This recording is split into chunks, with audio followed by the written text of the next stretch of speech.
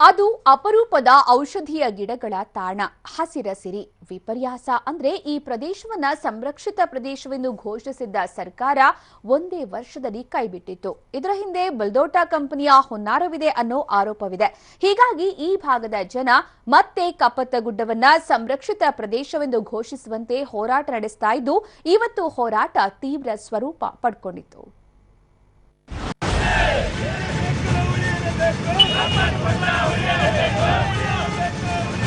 ಕಪ್ಪತ್ತಗುಡ್ಡವನ್ನ ಸಂರಕ್ಷಿತ ಅರಣ್ಯ ಪ್ರದೇಶವೆಂದು ಘೋಷಣೆ ಮಾಡಲು ಆಗ್ರಹ.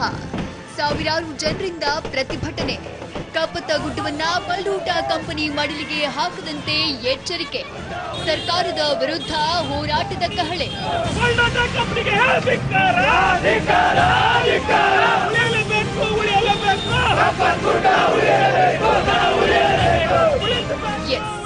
ಗದಗ ಜಿಲ್ಲೆ ಮುಂಡರಗಿ ತಾಲೂಕಿನ ಡಂಬಳ ಗ್ರಾಮದಲ್ಲಿ ಕಪ್ಪತ್ತಗುಡ್ಡ ಸಂರಕ್ಷಿತ ಪ್ರದೇಶ ಘೋಷಣೆ ಸಂಬಂಧ ಇವತ್ತು ನಡೆದ ಅಹವಾಲು ಸ್ವೀಕಾರ ಸಭೆ ಬಿಸಿ ಬಿಸಿ ಚರ್ಚೆಗೆ ವೇದಿಕೆಯಾಯಿತು. ಜಿಲ್ಲಾಡಳಿತ ಏರ್ಪಡಿಸಿದ್ದ ಈ ಸಭೆಯಲ್ಲಿ 2,000ಕ್ಕೂ ಹೆಚ್ಚು ಜನ ಭಾಗಿಯಾಗಿದ್ರು. ಬಲ್ದೋಟ ಕಂಪನಿಯ ಅಧಿಕಾರಿಗಳು ಕೂಡ ಪಾಲ್ಗೊಂಡಿದ್ರು. ಕಪ್ಪತ್ತಗುಡ್ಡವನ್ನ ಸಂರಕ್ಷಿತ ಪ್ರದೇಶವೆಂದು ಘೋಷಿಸಿದ್ದ ಸರ್ಕಾರ ಒಂದೇ ವರ್ಷದಲ್ಲಿ ಕೈಬಿಟ್ಟದ್ದೇ ಪರಿಸರ ಪ್ರೇಮಿಗಳ ಆಕ್ರೋಶಕ್ಕೆ ಕಾರಣವಾಗಿತ್ತು.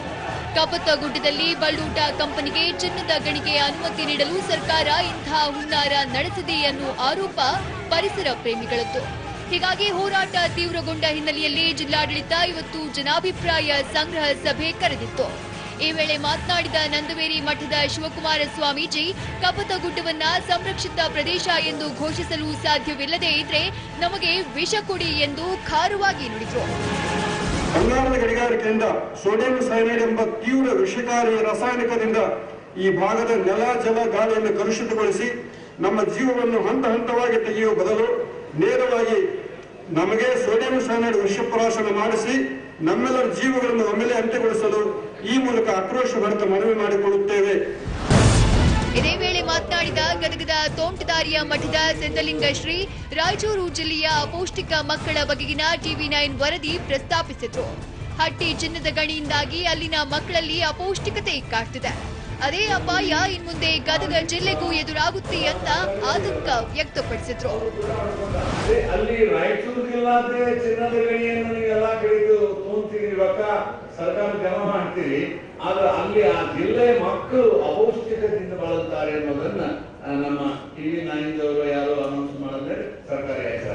ಅದಕ್ಕೆ ನಮ್ಮ ಜಿಲ್ಲೆಯ ಲಾಭ ಅಥವಾ ನಮ್ಮ ಜಿಲ್ಲೆಯ ಉತ್ಪನ್ನಗಳು ನಮ್ಮ ಭಾಗಕ್ಕೆ ವಿನಿಯೋಗ ಆಗಬೇಕು, ನಮ್ಮ ಜನಗಳಿಗೆ ಉಪಯೋಗ ಆಗಬೇಕು ಅನ್ನೋ ಕಳಕಳಿ. ಇದೇ ವೇಳೆ ಮಾತನಾಡಿದ ಬಲ್ದೋಟ ಕಂಪನಿಯ ಅಧಿಕಾರಿ HY ದೇಸಾಯಿ, ಕಪ್ಪತ್ತಗುಡ್ಡವನ್ನ ಸಂರಕ್ಷಿತ ಅರಣ್ಯ ಪ್ರದೇಶದಿಂದ ಕೈಬಿಡಲು ಹಲವು ಕಾರಣಗಳಿವೆ ಅಂತ ಹೇಳಿದ್ರು. ಆದರೆ ಬಲ್ದೋಟ ಕಂಪನಿಯ ಅಧಿಕಾರಿ ಭಾಷಣಕ್ಕೆ ಅಡ್ಡಿಪಡಿಸಿದ ಜನ ವೇದಿಕೆಗೆ ನುಗ್ಗಲು ಯತ್ನಿಸಿದ್ರು.